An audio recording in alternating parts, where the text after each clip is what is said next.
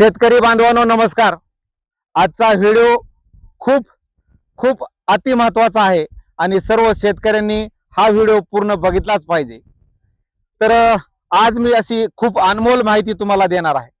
मित्रांनो, आपण प्रत्येक ऋतूमध्ये वेगवेगळे पीक आपल्या जमिनीत घेत असतो, परंतु ते पीक घेत असताना आपण माती परीक्षण मात्र करत नाही।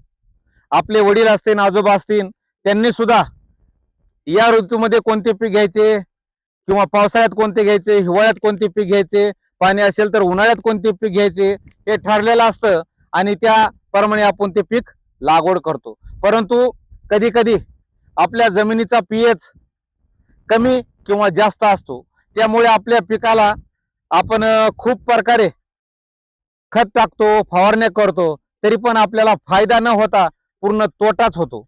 तर का पीक येत नसतं चांगलं किंवा का पीक येत नाही चांगलं, तर त्याच्यासाठी कारण आहे जमिनीचा पीएच। तर तो पीएच कसा बघायचा किंवा पीएच म्हणजे काय? आता हे माझ्या समोर जवळ जे तुम्ही पाहत आहात हे एक छोटस पीएच मीटर आहे। म्हणजे थोडक्यात सांगायचं तर माती परीक्षण यंत्र।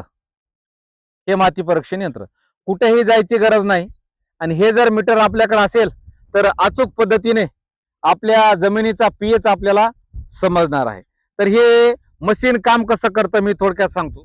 तर हे मशीन, हे जे पीएच मशीन आहे, तर हे आपल्याला आपल्या जमिनीमध्ये ओलावा किती आहे, पाण्याची पिकाला आवश्यकता आहे का नाही हे सांगतं। तसेच आपल्या पिकाला सूर्यप्रकाश किती मिळतो किंवा किती मिळतो ते पण सांगतं। तसेच जमिनीचा पीएच सांगतं। जमिनीचा खूप महत्त्वाचा आहे की पीएच सांगतं। आता पीएच म्हणजे काय आणि हा पीएच कशा प्रकारे असायला पाहिजे ते मी थोडक्यात सांगतो। तर जो काही जमिनीचा पीएच आहे, जर आपल्याला कापूस लागवड करायची असेल तर जमिनीचा पीएच किती असला पाहिजे, तर जमिनीचा पीएच 5.8 ते 7.5 असला पाहिजे। जर आपल्याला ऊस लागवड करायची असेल तर 6.5 ते 7.5 पीएच असला पाहिजे। मका लागवड करायची असेल तर 5.5 ते 7.5 असला पाहिजे। गहू लागवड करायची असेल तर 6 ते 7.5 असला पाहिजे। ज्वारी किंवा बाजरी 6 ते 7.5 पर्यंत पीएच असला पाहिजे। सोयाबीन जर लावायची असेल तर 6.5 ते 7.5 पर्यंत आपल्या जमिनीचा पीएच असणे खूप आवश्यक आहे। तसेच भुईमूग लावायचा असेल 5.8 ते 6.5 पर्यंत आपल्या जमिनीचा पीएच असणे आवश्यक आहे। तसेच जर भाजीपाला लागवड करायचं असेल, जसं की टोमॅटो लावायचे, तर टोमॅटोला 6 ते 7 पीएच असणे आवश्यक आहे। कांदा लागवड करायची असेल 6 ते 7 आपल्या जमिनीचा पीएच असणं आवश्यक आहे। हे जर आपण करत नसू तर आपण आपल्या शेतीत खूप मोठं नुकसान करू शकतो किंवा नुकसान हाताने करून घेऊ शकतो।